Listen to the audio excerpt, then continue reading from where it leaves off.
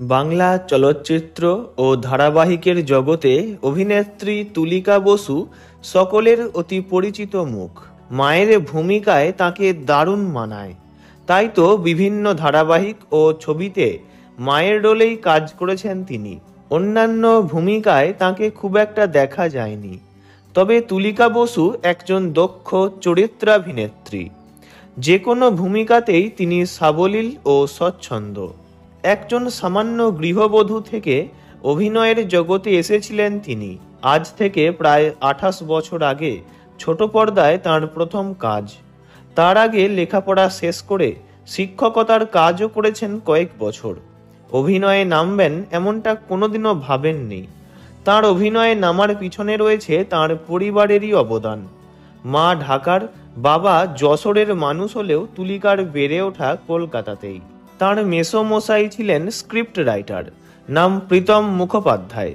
টলিপাড়ার পরিচালক বুদ্ধদেব দাশগুপ্তর সাথে তাঁর দারুণ বন্ধুত্ব ছিল। সময় পেলেই তুলিকাকে সঙ্গে নিয়ে পরিচালক বন্ধুর ছবিও দেখতে যেতেন প্রীতম বাবু।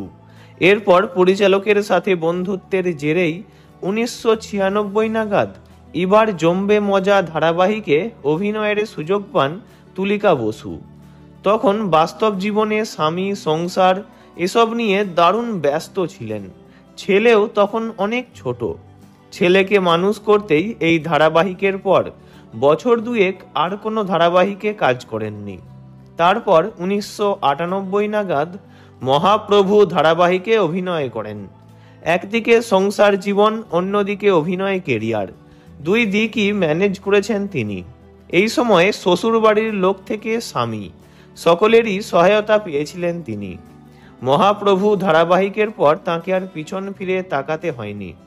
কাজ করেছেন ওগবধূ সুন্দরী, অর্ধাঙ্গিনী, তোমায় আমায় মিলে, কে আপন কে পর, বধূবরণ, আলতা ফড়িং ইত্যাদি অগুন্তি বাংলা ধারাবাহিকে। ধারাবাহিক ছাড়াও একসময় থিয়েটারের সঙ্গেও যুক্ত হয়েছিলেন তুলিকা বসু। প্রায় 7-8 বছর দাপিয়ে থিয়েটার করেছেন। চলচ্চিত্র জগতে তুলিকা বসুর আগমন 2007-এ কৃষ্ণকান্তের উইল ছবিতে ছোট্ট একটি রোলে অভিনয় করে।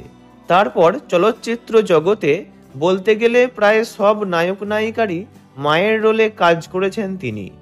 তার অভিনীত জনপ্রিয় ছবিগুলির মধ্যে আরোহণ, challenge, challenge 2, Romeo versus Juliet, মিশর রহস্য, পরিণীতা, দিওয়ানা, পাগলু, আওয়ারা, কাছের মানুষ, লাভ এক্সপ্রেস, প্রেম আমার, গোলন্দাজ, ইয়েতি অভিযান, টনিক ইত্যাদি উল্লেখযোগ্য।